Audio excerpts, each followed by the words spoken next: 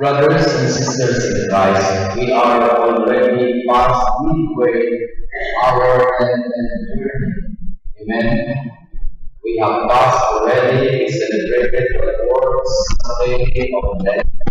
And once more, we are reminded that as we pursue our Lenten journey, we started reflecting on first who we are, meaning concerning our life and how we live, and that's what we call the ethical dimension. The second portion of Lent reminds us of the Christological dimension, which is focusing on who Jesus is. And so as we pursue our journey, we are reminded that indeed we are weak and on our own, we cannot perfect our lives. We have just to try and accept our weaknesses, and at the same time, we are in need of God's help. It's like Lent reminds us of our plans. After winter, we all winter, but we try to come and this we are very coming. Like my avocado tree, it's all brown, but down there, new shoots are coming. So you've got to cut the dead branch and allow the new shoots to come up. Amen? It's like our food. We have to get rid of the old. That's why we never grow old, right? Who wants to be old? Nobody does. Despite the white taken out. Because the old, we want to get rid, and we want the new ones, the better ones to come out of ourselves. That's why your Henry is here, is already white. It's so young when we leave the church, This morning, I think they did a lot of spraying. He's not old. He is retired, but not doing nothing. He does something. And that's the calling for us. And so today, brothers and sisters, as we pursue our learning journey, I got my inspiration from our Pope Francis. He said, Lent is a time of grace. Why is it a time of grace? Because it is a time to remind ourselves of who we are. We've got to remind ourselves. If we have been off track, it is a time to be back on track. Amen? And so then, we've got to be slow. Because if we are in the wrong direction, it pays to be slow. Amen? Because if we are so fast, we will go so fast. And it will be too far for God to do. So we've got to slow down. We've got to assess where we are. If necessary to change lane, or maybe we've got to really stop and change direction if we are in the wrong direction. How you like that? That is Lent. And then the Pope is saying it's a time to convert. It's a time to transform ourselves. It's a time to change for the better. Lent is really a time of grace, because if we maximize it, we will become better persons than last year. Lent is an opportunity for us to transform ourselves to become the better version of ourselves, if possible, to become the best of the person we be as God intended us. The readings, the gospel, reminds us that we've got to start from the root of ourselves. Remember the story of Jesus with the Samaritan woman? Jesus confronted him with the truth about herself without condemning her.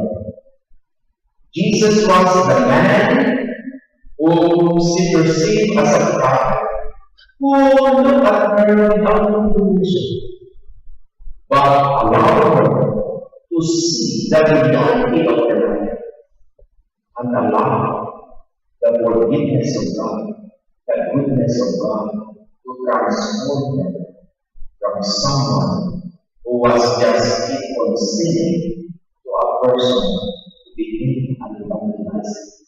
Remember, after the woman realized that Jesus knew everything about herself, she went to the boundaries and told them, look, there is a man who knew everything about me. He must be a prophet. But you see, he encountered Jesus, converted that woman, not only to become a better person, but to become a missionary. Telling everyone about Jesus who came not to condemn, but to forgive and to save. Our Prophet Paul continues to say that Glenn is indeed upon to help us fight against our faults. How is that? To fight against our faults. We are not fighting anybody. We are fighting our weaknesses. And let help us because it is a time to pray. It is a time to get reconciled. It is a time to fast and discipline ourselves. It is a time to make ourselves a better person. Brothers and sisters, so far we could assess how good have we been in our remnant observance. In the area of prayer, how do we assess ourselves? Do we give more time to pray? As a parish, we try that we have 2 masses a day. And I guess about 90 of our daily mass goers maximize it. That includes you in the morning and in the evening. Prayer, reflection, adoration, confession. In fact, on Holy Wednesday, we have the opportunity in all the parishes in our diocese to go to confession 6 to 8 in the evening. The light is on for all our parishioners all over the diocese, in all the churches in the diocese. It is an invitation. If you don't want to go to the parish, go to Baliado, go to St. Hilary, the light is on there. You could go to confession too. Just be ready because it might swap. It's too. So, you go to St. Hilary and you see it there. So, but that is an opportunity for all our parishioners to purify themselves, to get rid of the old branches so that the new shoots would bloom and may be fruitful as we pursue the year 2014. Our observance so far, as far as our fasting, I should say we've been doing good. We have collected a lot of goods already, and maybe we will be able to assemble 40 boxes, and that will surely benefit at least 40 families in our house. Are you like that? So 40 days in Lent, 40 boxes, 40 families, which we did not do last week. So we're trying to reinvent how to make our Lent a meaningful one. 40 boxes. I was tempted to say, we just not only collect cans and canned goods, we might give away a bar.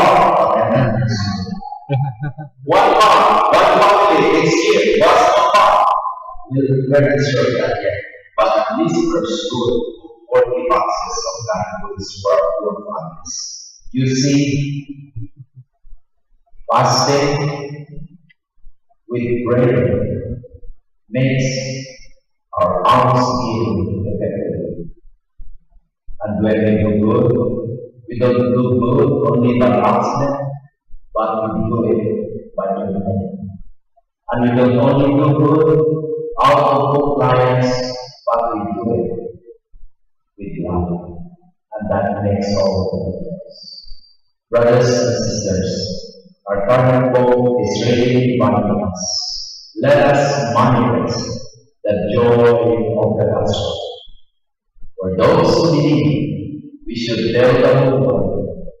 Catholics, Christians are not miserable people, but bearers of joy. Are you like that? Let us not dilute the power of the gospel to transform the lives of people. Because is it not that the gospel is good? And so today we are invited. Let us continue to listen to the voice of God. Let us listen. Let us understand. And if we hear God's voice, let us know our departments. Let's continue our little journey. Hopefully, it will join prepare us to celebrate a new life. Come, be celebrated. Let's move on with joy. Amen.